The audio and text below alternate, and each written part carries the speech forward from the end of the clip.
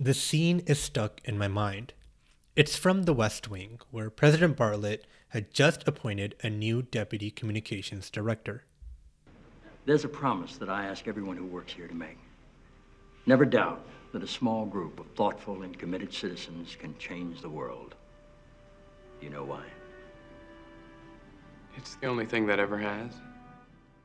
I don't know why, but I've always associated being successful with being extraordinary. The idea that people who change the world are just regular folks like you and me almost feels foreign. For me, success has always meant being chosen, standing out, joining the ranks of the distinguished. The exceptional have unique talents and special characteristics. They have the intangibles that separate them from the rest. I've always associated being happy with being exceptional. When we daydream, we don't picture the everyday. We imagine the extraordinary. Those game-winning moments, a standing ovation after a solo, or hearing our name announced at an award show. We envision ourselves facing unparalleled challenges and meeting the highest of expectations. And in those visions, we're achieving it all. This inspiration comes from our role models. Role models are talented. They're acclaimed, respected, even feared or loved, but admired above all else. They have the accolades, the reputation, the proof of their status. In short, they are exceptional. I've always wanted to be exceptional, not for the accolades, but to be admired. The fame and glory of those deemed exceptional is often the legacy most would die for. Who wouldn't want to reach the pinnacles of perfection, become the standard for success, and be seen as the epitome of exceptionalism? But look closer at their lives and you'll realize that being exceptional doesn't mean being happy. Exceptionality can range from being extremely fortunate to being stuck in a cycle of dissatisfaction. Often, being exceptional and being happy are mutually exclusive. Now, this isn't to say that there aren't people who find true fulfillment in their craft. In fact, I'd say that the easiest way to find true satisfaction is by fully dedicating yourself to your passion. But once you reach that peak, real happiness and gratitude often has to come from other places in life. Along with pursuing the extraordinary, I'm learning that I have to love the ordinary.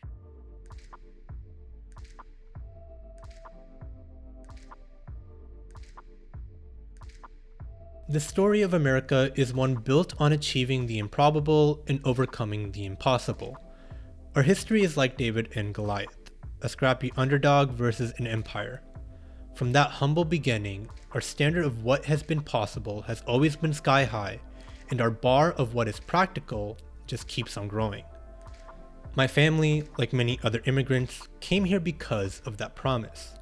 The idea that anyone, regardless of their background, could find happiness through hard work was a dream. If you were willing to work hard, you could succeed. But like all good things, success then becomes relative. Once success is common, more success is only natural, then more, and soon enough, being good isn't enough. You need to become exceptional, the outlier, the underdog, that one in a million. Lotteries perfectly illustrate this dynamic. What started as a tool used by our founding fathers to finance militias and public works has been legalized into the most improbable mechanism for wealth. And yet, millions will pour billions for the chance to win. Based on recent odds of 1 in 300 million, it is more likely that you'll be struck by lightning, get a hole-in-one, and become an astronaut all within the same week. And yet, most of us believe that we will get that ticket, that we are that 1 in 300 million. It's not the dream of becoming exceptional that's the issue, rather it's our view of the ordinary. There are two things that sour our relationship with the ordinary. First, it's our adaptation. Humans are built to adapt. Biologically, the need for novelty to wear off and become our new normal was critical for our survival as a species. Regulation of our most intense feelings and emotions helped us stay level-headed, especially in critical moments. But in today's world, survival isn't our main concern. Our focus has shifted to individual aspirations. Psychologists call this tendency hedonic adaptation. Think back to the time you opened the packaging for your phone, drove a new car, or stepped into your new house or apartment. The excitement, that sense of possibility, the gratitude, it's intense at first, but over time, these things just become part of the routine. The novelty fades, the items become ordinary. That is hedonic adaptation, and applies across all areas of our life. Second, it's our perspective. We each have a specific perspective that defines our highs, our lows, and what normal feels like. When we see other points of view, though, it shifts our frame for reference. It broadens our definitions of good and bad, expands our sense of what's possible, and forces us to question our own perspective. Think about your current worries and pains. Some are occasional, others constant. Some minor, others are life-changing. In our own minds, these problems are often monumental, and truthfully, they are valid. But sometimes we are exposed to someone else's perspective, a less fortunate perspective, a perspective in which our low would be considered their high. And in that moment, we feel gratitude. Gratitude for all the things that we have, the things we often take for granted. Our expectations become grounded, creating a new definition for what is high and what is low. Without diverse perspectives, our reality is limited to our own extremes. This isn't necessarily wrong, but it does mean that our lows can feel like the worst possibility. Gratitude can be the foundation for appreciating the ordinary. Mastering the ordinary makes one exceptional. Sports are the truest form of a meritocracy. At the end of the day, all that really matters is your ability to contribute, to execute, to deliver. And when someone is able to do so, the feeling is electric. It's exceptional. But to get to that point, to get through the competition and struggles in the journey to fame and glory, all athletes must be hardworking, dedicated, obsessed. See, like their peers, all of them have access to the same tools and the same advice. So to get an edge, they need to make their baseline capabilities as high as possible. This manifests in the same way, in mastering the ordinary, performing the same drills millions of times to the point where their peak performance is part of the routine. Now, I'm not an athlete, but I do have a morning routine on Sundays. It starts with me waking up at 9, getting ready and leaving my house by 10.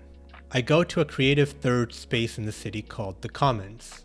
I write or read for the next hour and a half with other creatives, some working on novels and art of their own. After I catch up with friends, the next stop is a local cafe. It's the same order every week, a warm chocolate croissant with an iced latte. After that, a 20-minute stroll through the city to my apartment, where I enjoy the sights and the calm of the morning. This is my routine, and it isn't glamorous, nor is it unique, but it is consistent. It's a copy and paste week over week, and it's mine. It's the way I like to start my week.